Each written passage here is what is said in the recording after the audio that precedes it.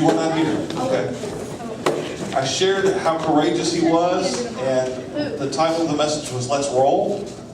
And so when I shared that message, it talked about evangelism. It talked about not sitting and not just being dormant, not getting up and doing something about what's going on in the world that's around us, and our friends, and our families. And so after I was finished kind of giving that challenge at the very end, I had Grace come up, and she wanted to share a story about her grandfather. And so I was going to give her an opportunity to do this. I wanted her to do it for Fine Arts. And I said, why don't you just do it this week? And so she's been preparing, and she's been praying about this. And so I'm excited to have her come up here and be able to share about her. It's her great-grandfather, correct? Okay, great-grandfather. And so I'm going to you don't need a microphone, do you? Do you want a microphone? Okay.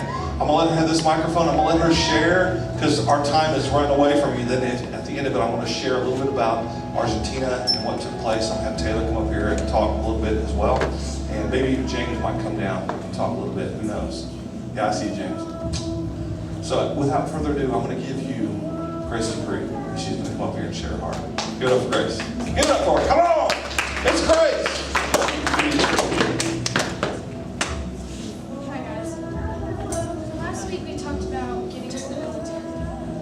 Share a story with you, like Pastor Chris said, about my great-grandfather. His name was David J. Dupree.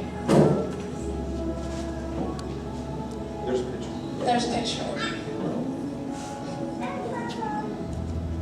This story has many signs of the love of God for us, and it shows that He has a plan for us and doesn't let things like worldly things stop God's plan, and He always keeps His plan.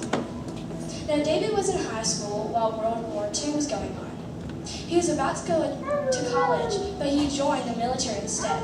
The reason he did was because two of his three brothers were in the military. One of them was older and one of them was younger. And all the other teenagers his age were joining the military as well. David was only 19. That took a lot of courage because going to a war is pretty dangerous. Plus, he joined the Air Force, and he was afraid of heights. David joined the military, leaving his home in Odensburg, New York, a small town along the St. Lawrence River. David was a young second lieutenant bombardier from the United States 8th Air Force based in South England. This was in 1944. The B-17 crew he was part of would fly from England across the English Channel and be used in strategic bombing campaigns against industrial and military targets.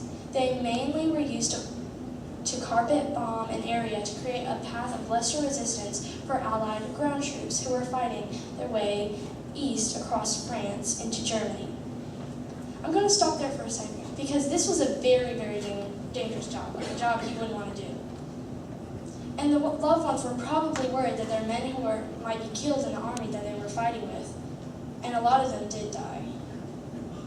So in his earliest missions, he sighted targets and dropped bombs. The hundreds or thousands of people who were injured or killed during these bombings weighed David's heart down at the thought of bombing and killing.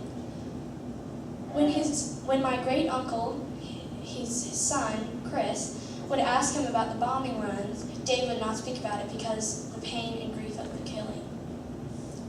After his sixth mission or so, he was sent back to the United States to learn how to use recently invented radar, which made bombing runs, especially on cloudy days, much more effective. He eventually got to a position where he had to keep the back people in the plane safe and make sure they made it out safely if an accident occurred. He was on his 13th mission when new orders were given to keep heading east, right through western Germany. There appeared to be an opening into a specific portion of western Germany. This was in 1945 when the Allied forces needed bombing runs. Unknown to B-17, heavy German artillery guns were waiting for them. Planes exploded all around B-17 as it tried to escape from the group. Knowing time was short, David stood up to check on his friend, the tail gunner. Suddenly, a piece of metal knocked his mask off, almost going through his head. This is the first sign of God's love and plans for David, and he wasn't done with David yet.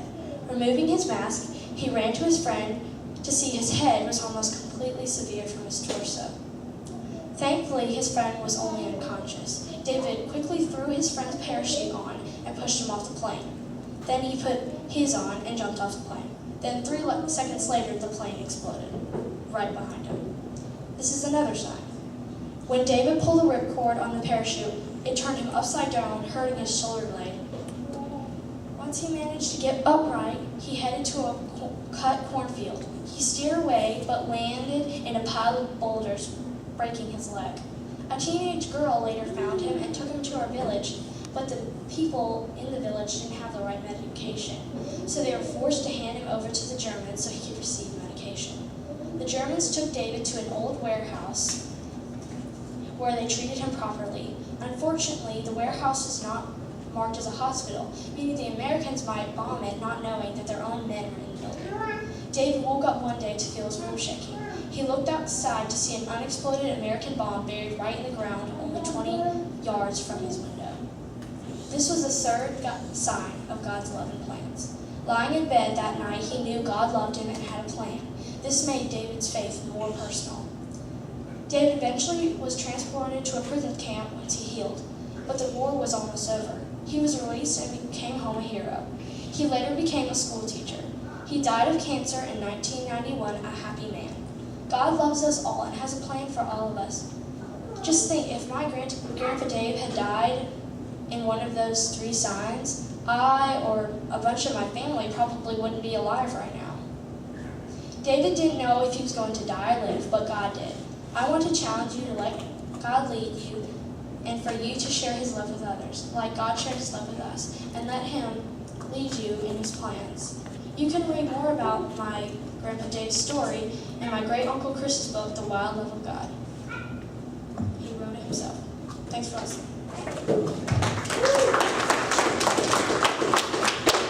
Thank you, Grace, so much. Oh, yes. Second slide. The next slide, is that? Yeah, this is the third slide. That's when he was a teacher. This is And teacher? that's when he broke his leg. That's where he broke his leg. Yeah, she kind of shared this story to me right after I talked to you guys last week about Todd Beamer.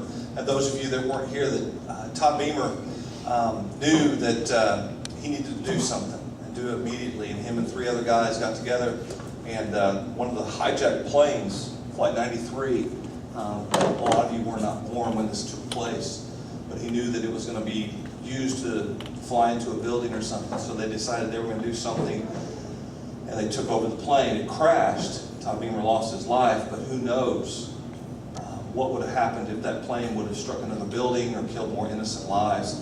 And when she came up and shared the story of her great-grandfather, I said, why don't you share that? That's awesome. So I appreciate you sharing that so much. And Grace, you did a great job. And hope you continue to do this. You know, even if Fine Arts hopefully a short sermon, maybe you can make a short sermon out of it. And for Fine Arts. But I appreciate you sharing that so much.